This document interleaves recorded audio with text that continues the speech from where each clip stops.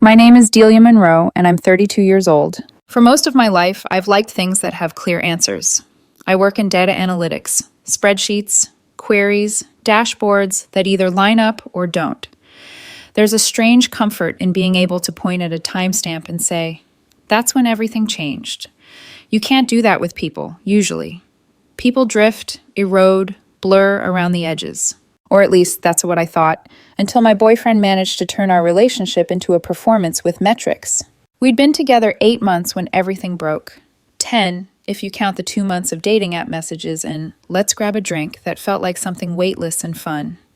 His name is Logan Price, and he lives online like it's his real address. We matched on a Sunday night. His profile was full of carefully lit photos, coffee shop shots, gym mirror pics, rooftop sunsets, with captions that sounded effortless but weren't. Mine had 2 photos, one of me and my sister at a barbecue, one of a lake. I almost didn't swipe right. He looked curated, too glossy for my very normal, very fluorescent lit life. But his first message wasn't a cheesy line. It was, "You mentioned loving Thai food. Tell me your order so I know whether this can work." I laughed. I told him my usual. He approved. We fell into that easy, witty back and forth that feels like texting in a movie. Within a week, we met for real. He was warmer in person, less polished, more human. We clicked over food, music, stupid memes. He listened when I talked about my job, even though data analytics doesn't exactly photograph well. I knew about his online presence pretty early. He didn't hide it. "I do lifestyle content," he said once, with a self-conscious shrug. "Fitness, routines, brand collabs, that kind of thing.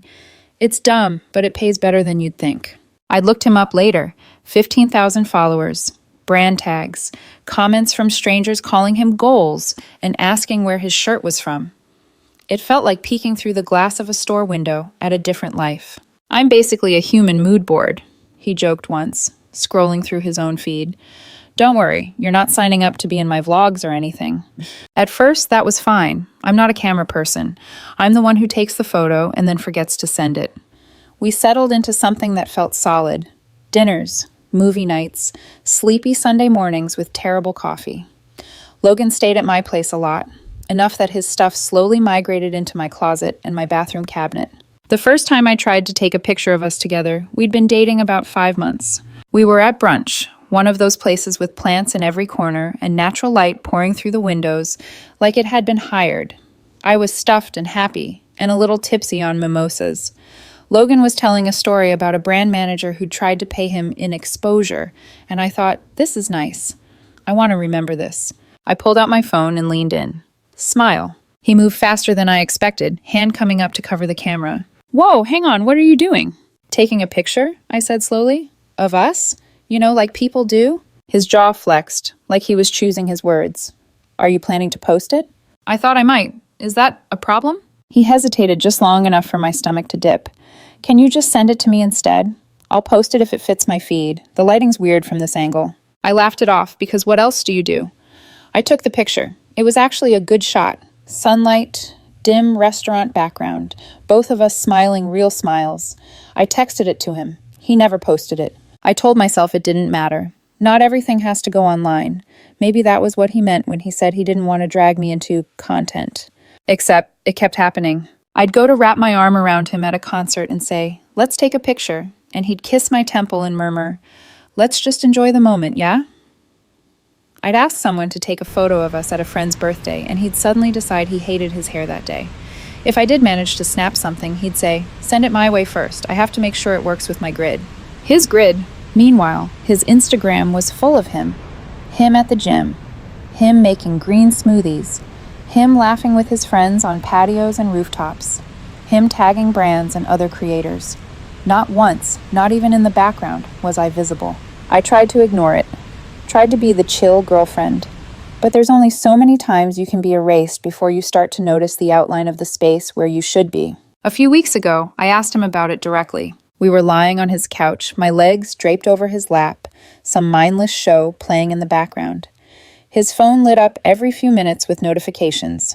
Likes, comments, DMs. "Hey," I said, eyes still on the TV. "How come you never post us together?" He paused for a fraction of a second before answering. I keep my relationship private. Social media isn't real life. I turned my head to look at him. But you post everything else. Your workouts, your meals, your friends, just not me. That's different, he said quickly. Those are content. My relationship is personal. So I'm more personal than your breakfast, I said lightly. But there was an edge to it. He sighed. Why does this matter so much to you? Are you insecure about something? There it was, that little twist. If I cared, it meant there was something wrong with me. I let it go. Out loud, at least. Inside, something small and stubborn started taking notes. Then, 5 nights ago, the notes became a ledger. We were at his apartment, half watching some reality show while he scrolled endlessly. At one point, he set his phone face down and said, I need to talk to you about something, okay? My heart did that weird, skipping thing. Okay. I don't want you posting pictures of us together, he said, and I'm not going to post any either. I sat up a little. Why? He rubbed the bridge of his nose like this was exhausting. Because I've worked really hard to build my platform. My followers expect a certain aesthetic, a certain lifestyle. If I post relationship content, it has to fit that image. Something cold slid down my spine. And I don't fit that image. It's not personal, he said immediately. You're not really my demographic. You don't have a strong social media presence. You're not in a visually interesting field. People might not understand why I'm with you. It could confuse my brand. I stared at him. So I'm good enough to date, just not good enough to be seen with. You're twisting my words. No, I said quietly. I'm understanding them. He leaned back, relieved, when I said, Fine, I won't post anything. You don't have to worry about your image. This is why I like you, he said, smiling, and kissed my forehead. You're reasonable. I smiled back. I even murmured, Sure. But inside, something shifted into place. It wasn't anger, not yet. It was the same sensation I get when a report comes back wrong and I know there's a hidden variable somewhere. Not rage, calculation. The next morning, Logan was in the shower when I woke up. His phone was on the nightstand, plugged in, screen lighting up every few seconds with notifications. No passcode. He trusted me. Or maybe it had never occurred to him that I'd look. I lay there for a minute, listening to the water run, feeling my heart thudding in my chest. Then I reached for his phone. Instagram was already open. His DMs were a scroll of usernames, brands, friends, blue check marks. And buried in the chaos, the one that made my fingers go numb. At Brianna Klein Fit. I knew the name. Everyone in his little corner of the app did. Fitness model. 50,000 followers. Professionally shot photos of abs and leggings and smoothie bowls. Perfectly on brand for someone like Logan. I tapped the thread. 4 months of messages. At first, it looked harmless, reacting to each other's stories, swapping workout tips. Then the tone shifted. Fire emojis, winking faces. We should collab sometime. Her saying, I'm single and ready for something real with someone who gets this lifestyle. Him replying, same here. It's hard to find. Same here. I scrolled further, my vision tunneling. There were other names too. Smaller accounts, local creators. The pattern was the same. He was cultivating options.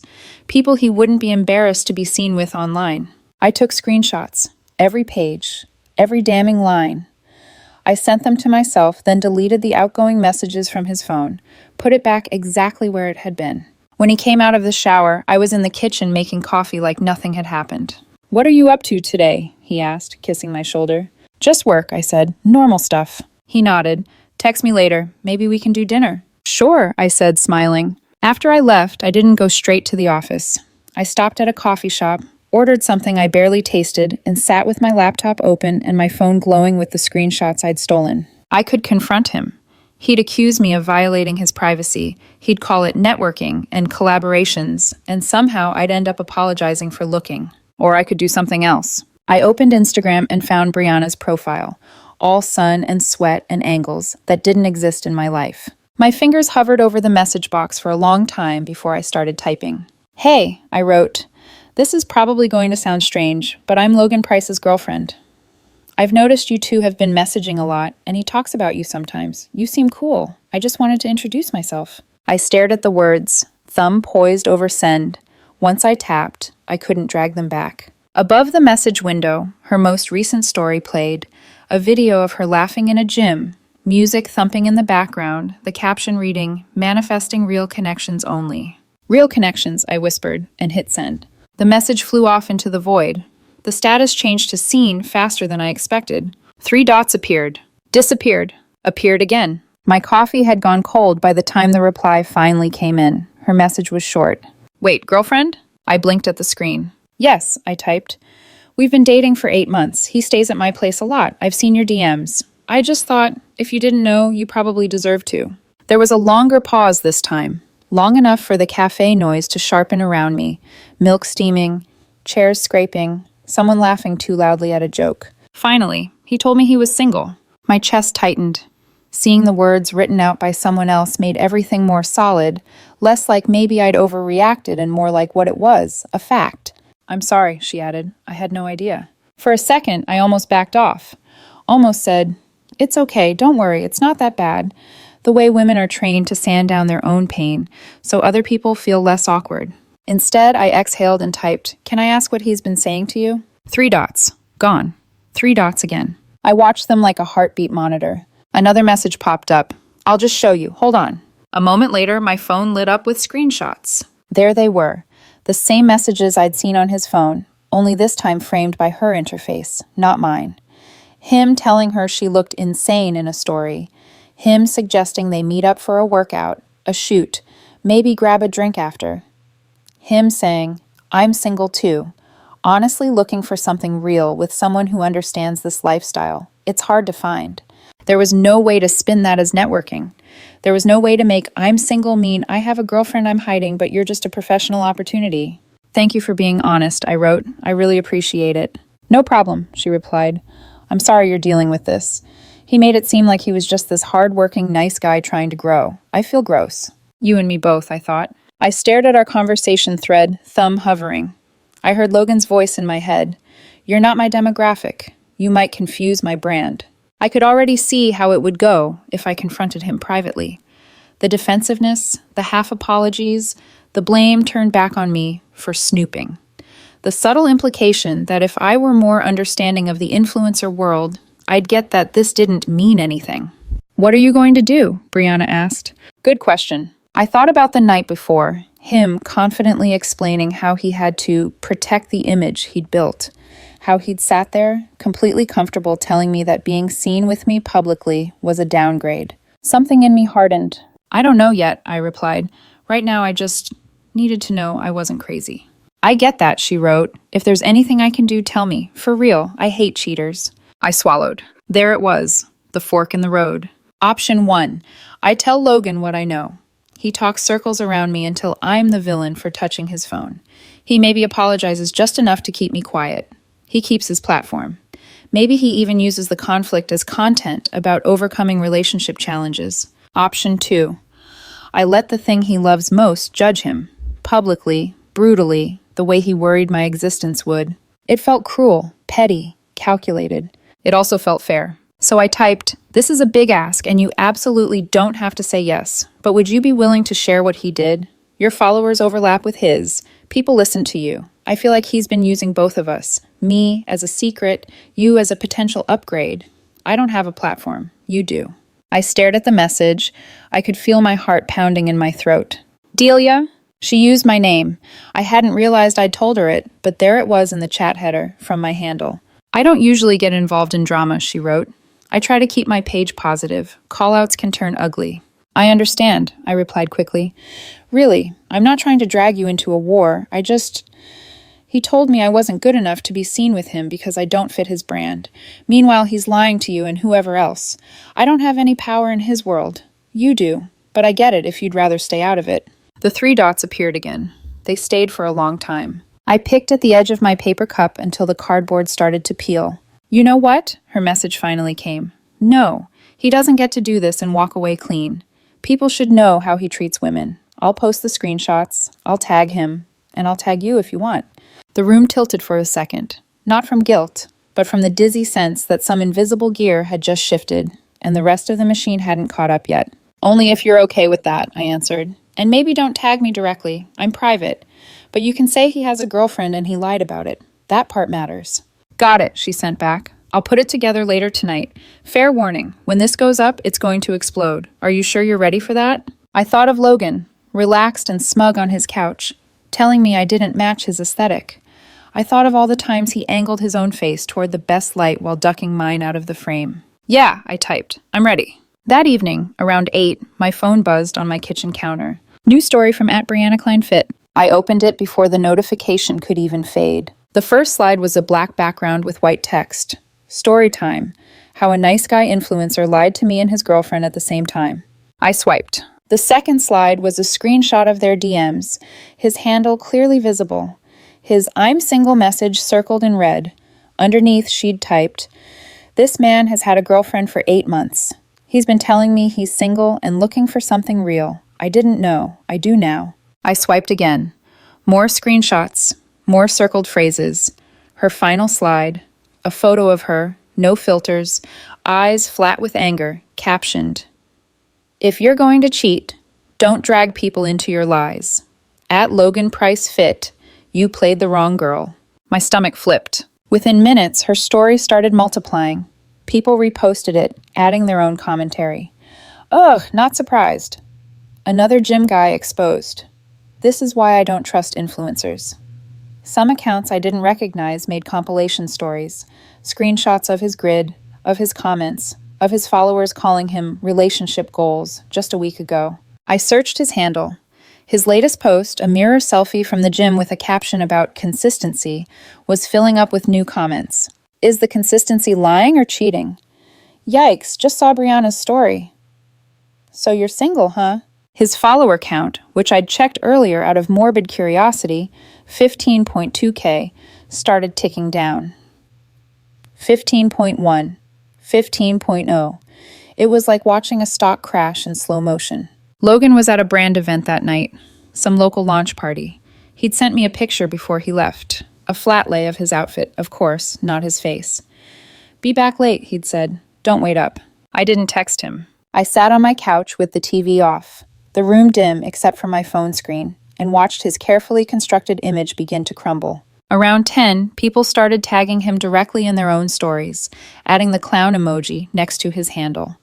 A smaller fitness account posted a reel, screenshots of the DMs, a voiceover saying, "Public service announcement. Stop building your personality around being a good guy if you're going to act like this behind the scenes." By 11, I'd lost count of how many times his name had crossed my screen. I wasn't smiling.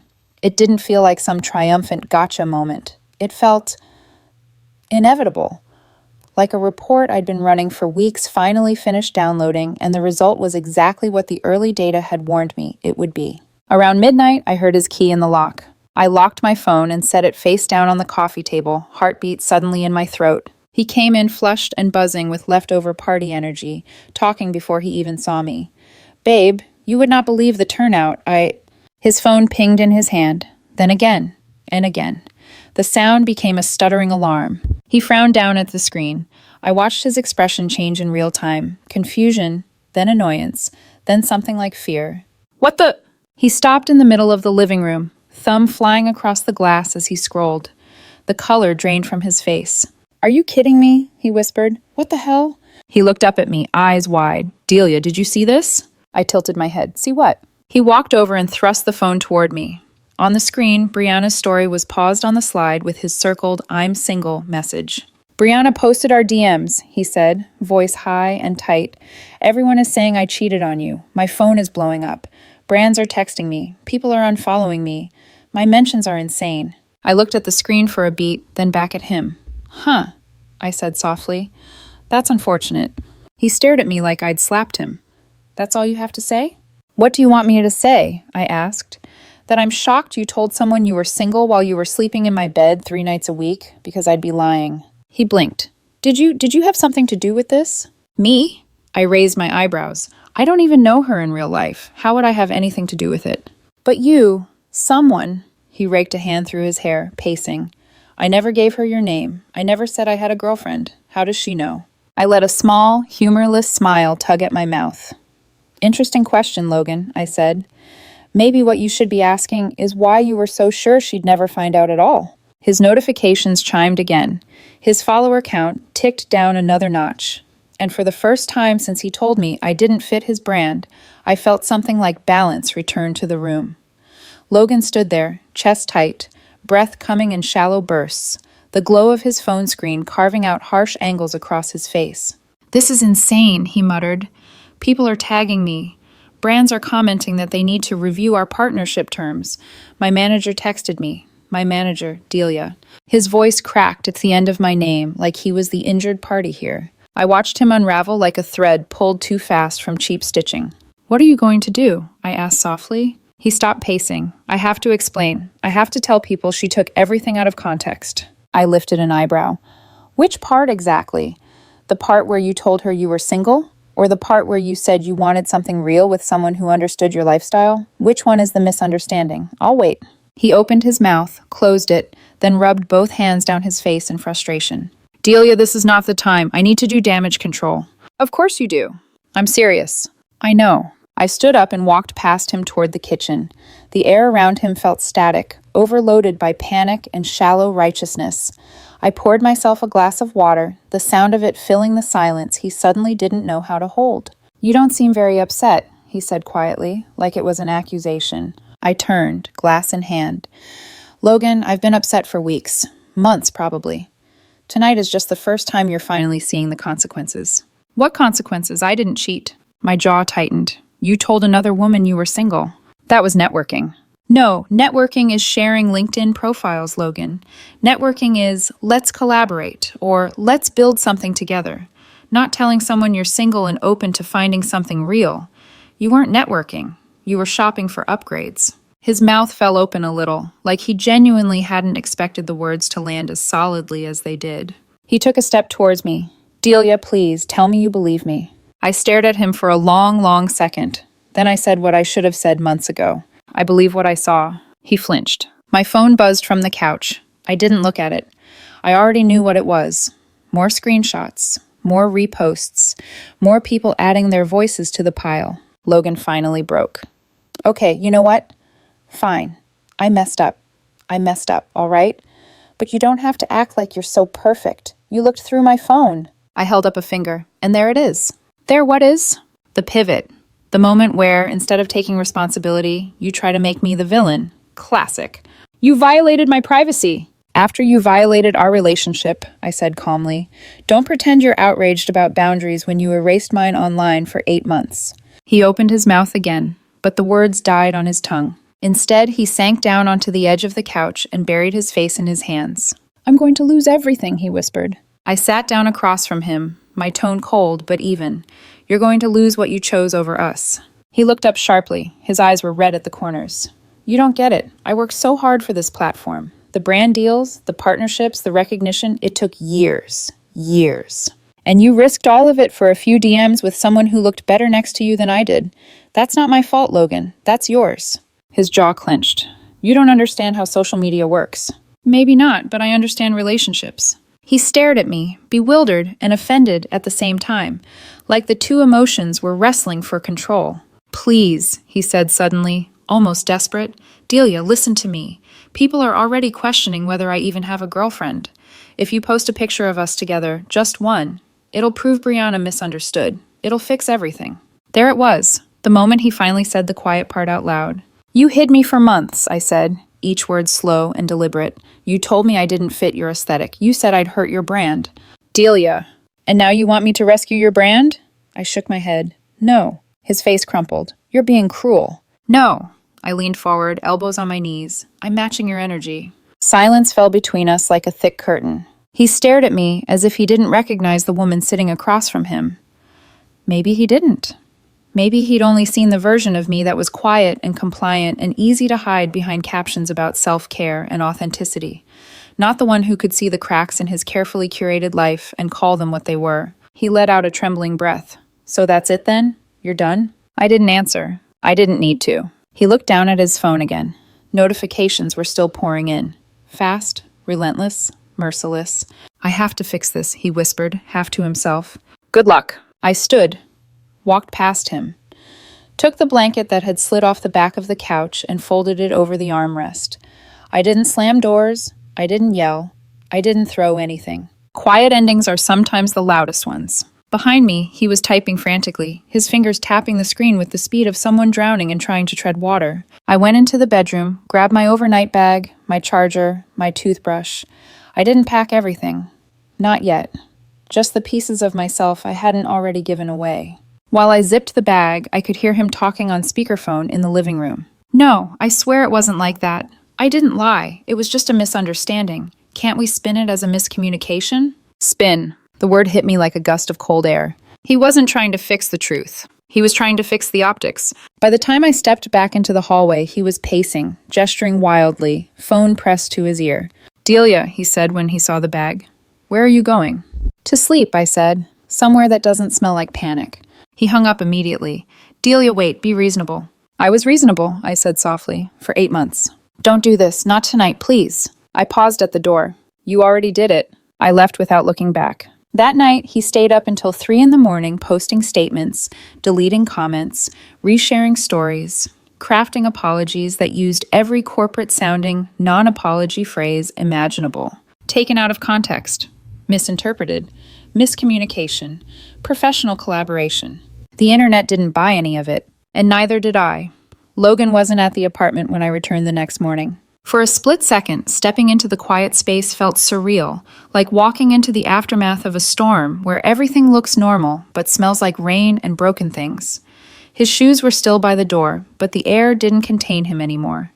Just the faint echo of his panic from the night before. I walked through the living room slowly. A half-empty protein shake sat abandoned on the counter. His ring light was still plugged in but tipped sideways like he'd knocked it over in a rush. The apartment felt drained, like someone had pulled out all the bright, artificial air that kept it afloat. My stomach twisted, not from regret, from confirmation. He wasn't worried about losing me. He was worried about losing his audience. My phone buzzed with a notification from Brianna. Brianna, you okay? I know last night was a lot. I typed back. Me, I'm fine, or something close to it. Another message arrived instantly. Brianna. He posted 3 stories trying to clarify. Everyone is dragging him. Even some fitness accounts with big followings made videos about it. It's bad. I didn't open his profile. I didn't need to see it yet. Instead, I walked to the bedroom and began folding the rest of my clothes. Jeans, sweaters, t-shirts that never matched his color-coded aesthetic 4-couple photos, because we never took any. A few pieces he'd bought me as a gift, but were really brand samples he wanted to feature in a flat lay someday. I debated leaving those behind on the bed like evidence. Instead, I shoved them into the donation pile. While I packed, the front door clicked open. Logan walked in. He looked wrecked. Hair messy, hoodie unzipped, face pale with exhaustion. A deep heaviness followed him into the room like a shadow. Delia, he said, voice raw. I didn't stop packing. Hi. He stood there, hands hanging uselessly at his sides. I didn't sleep, he said quietly. I know. Everyone thinks I'm a liar, a cheater. Are they wrong? I asked. He flinched like I'd hit him. I didn't cheat, he whispered. Not physically. I dropped a folded sweater into my suitcase. Emotionally, digitally, publicly, take your pick. He swallowed. I didn't think it mattered. I didn't think that I would matter, I finished. Not compared to your followers. He rubbed the back of his neck. I messed up, I know that. But you could have talked to me, Delia. You could have come to me before it blew up. A bitter laugh escaped before I could stop it. Talk to you? So you could spin it? Gaslight me?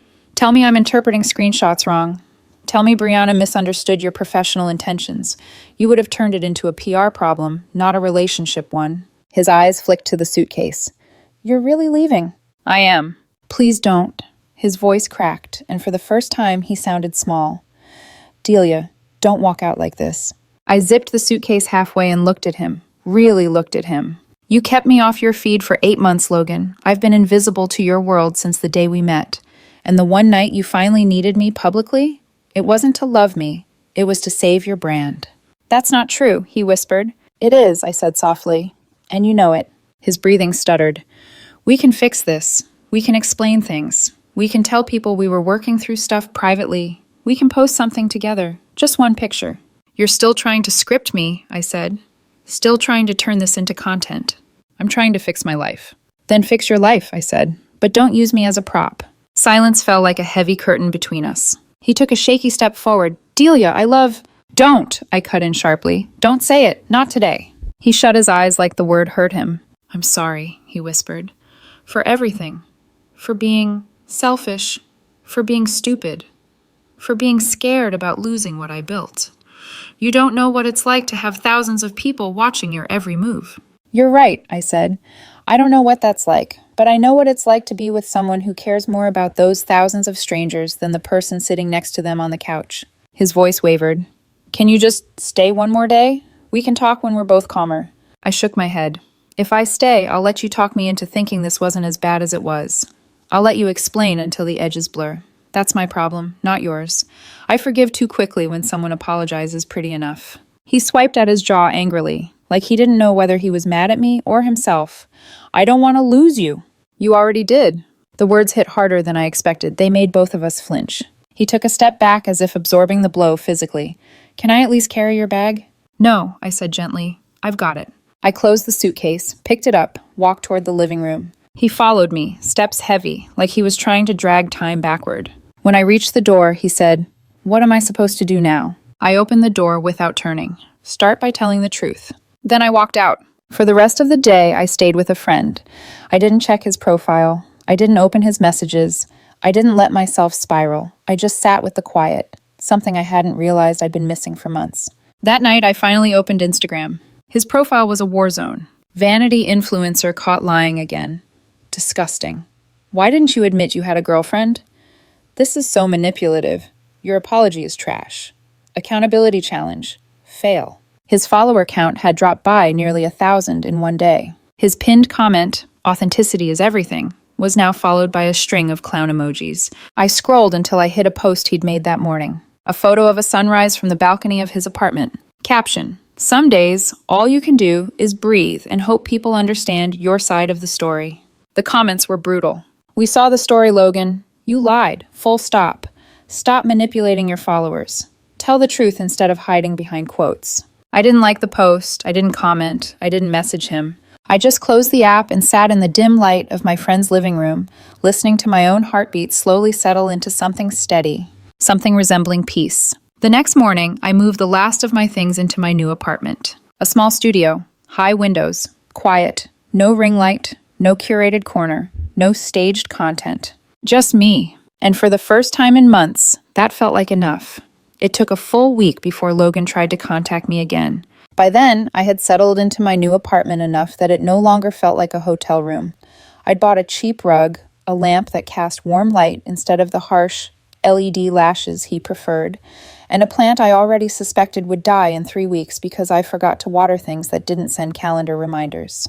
My life felt quiet, unpolished, unfiltered, and real. I was brewing coffee when my phone lit up with a number I recognized immediately, his. I let it ring. It rang again, and again. I silenced the call. He switched to texting. Logan, Delia, please talk to me. I need to explain some things. I deleted the notification. Minutes later, Logan, I swear, I didn't think those messages meant anything. I was stupid. Please. Then, brands are dropping me. My manager wants to put me on a break. People are still dragging me.